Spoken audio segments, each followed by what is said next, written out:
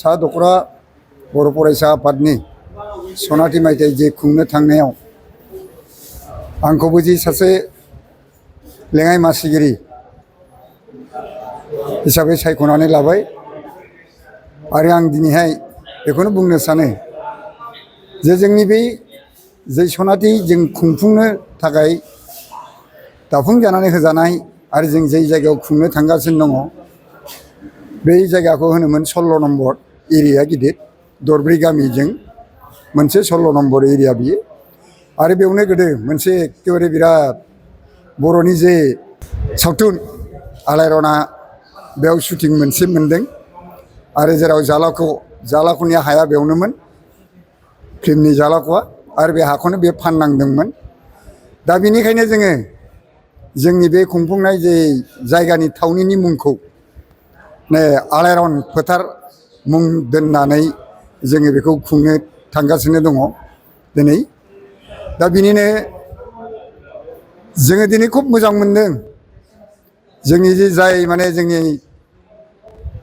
बे दाफुंजानाय आरसिनि गाहाय मासिगिरियानो जाहैबाय जोंनि बारग' एमएलए मोन आरो बारग' बर' फरायसा आफादनि गाहाय नेहाथारिमोन सानसे समाव बिथाङा साखरखारिमोनबो सुक्ति खालामनानै फैनानै देरहाफैना एमएलए जाफैदोंमोन। दा बिथांखौनो जोङो दिनैहाय मोननो हादों खुब गोजोनग्लायनाय बाथ्रा। दा जोङो बे हाबाफारिखौ मोजाङै मावफुंलांनो थाखाय बे रायजो राजा आरो 7था दुलाराय बर' फरायसा आफादनि 7था दालाइसा आफादफोर जेरै तितागुरि देबोरगाव कालुगाव सबायझार बिदिनो कारिगाव आवदां थिनालि बालाजान बेखौ लानानै जोङो गासै 7था बियो जोंनि सा दखरा बर' फरायसा आफादनि सिङाव थाजोबनाय। दा बेखौ ज' जानानै जोङो नैबे हाबाफारिखौ मावनो दावखोगासिनो दङ। बेखौ लादों सानथामनि हाबाफारि। थारिखखौ 27 लादों अबयसे दाबो जाजोबाखै नामाथाय लानायाथ' बिदिसोमोन नङा होमबा जोङो बेखौ नैबे कয়েकदिननि उनावनो जोङो थारिखखौ थि खालामगोन। खुलुमनायखौ बावहरबाय। जोंनि सा क'क्राझार दखरा दुलाराय बर' फरायसा आफाद बियो फैयै फैयै दिनै 50 बोसोराव आगान होबाय आरो जों दखरा आफाद हिसाबै जोङो 50 बोसोरनि जे सनाथि मायथाइ फोरबो फालिनो थाखाय जोङो थामथिम जाबाय थादों आरो जोङो बे सनाथि मायथाइ फोरबो फालिथायनिनो बानजाय आफाद बेखौ जों दिनैहाय बालाजान थिनालि दालाइसा आफादनि मावख'आव जोङो दाफुंनानै लानो हाबाय आरो बेनिनो मासिगिरि हिसाबै जोङो मोननो हादों मोनसे समनि दुलाराय बर' फरायसा आफादनि बारग' गाहाय नेहाथारि आरो जोंनि क'क्राझार बियाबनि बारग' एमएलए मानाव गेदेर लरेन्स इस्लारि सारखौ जोङो मासिगिरि मोननो हादों आरो बेयाव चिफ कनभेनर हिसाबै दङ सोमखोर बसुमतारी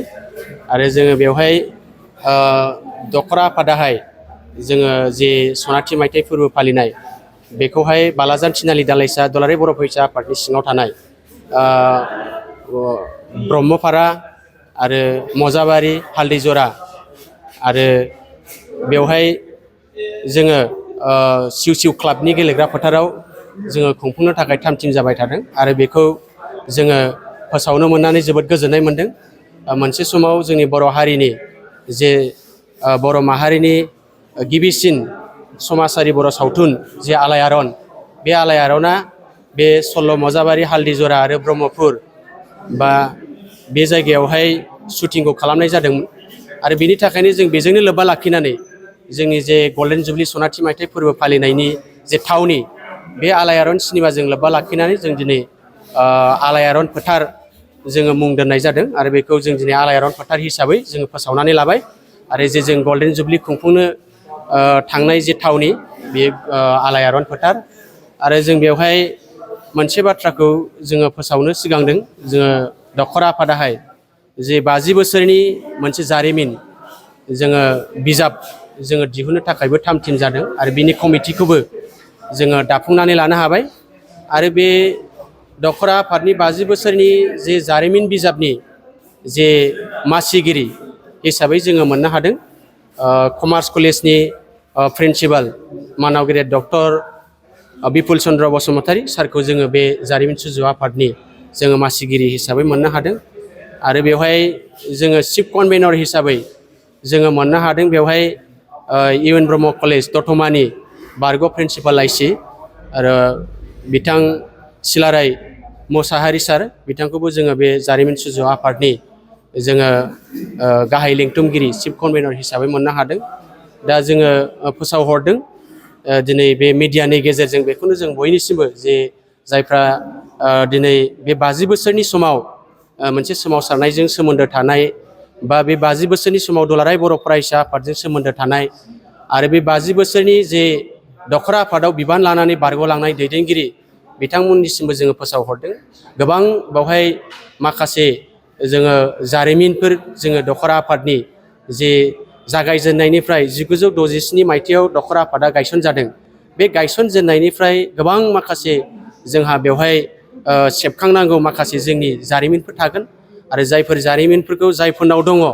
बिथांमोनखौ जोङो हयथ' लोगो हमजोबनो मोनाबो जानो हागौ थांजोबनो जों मिथिजोबाबो जानो हागौ जाय जारिमिनफोरखौ जोङो मिथिजोबाबो जानो हागौ दा बैफोरखिनि जायफोरनाव सर्सआ दङ बैफोर जारिमिननि माखासे गियानफ्रा जायफोरनाव दं दखरा आफादनि जे जारिमिननि गियानफ्रा जायफोरनाव दं बिथांमोना जेन' जोंनो दखरा आफादनो फोरमायहरो बेखौ जों दिनै नैबे मिडियानि गेजेरजों जोङो फोरमायहरबाय आरो जोङो आसा खालामदों बिथांमोना जेखिनि गावबा गावनाव थाखोमानाय जे जोंनि दखरा आफादनि जे जारिमिनफोर दं बेखौ जोंनो निस्सय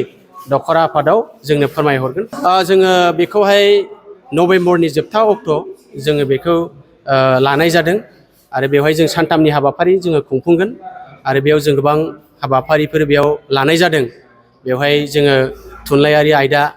लोगोसे गेलेमु आयदा आरो हारिमु आयदा बेफोरनि कम्पिटिशना बेयाव थागोन लोगोसेयैनो बे 50 बोसोर समसिमाव जायफ्रा दखरा आफादाव बिबान लानानै जायफ्रा बारग'लांबाय बिथांमोनखौबो जोङो मोनसे सानसे सम होनानै बिथांमोनखौ हांख्राय हरनानै बिथांमोनखौ मान बावनाय बरायनाय बे हाबाफारियाबो थागोन जों बेखिनिखौ साफ्रोमबो बारग' दैदेनगिरिफोरखौबो जोङो दिनैनि गेजेरजों जोङो खावलायहरखाबाय हयथ' जोङो बायसान्सआव जोङो सोरखौबा मिथिजोबै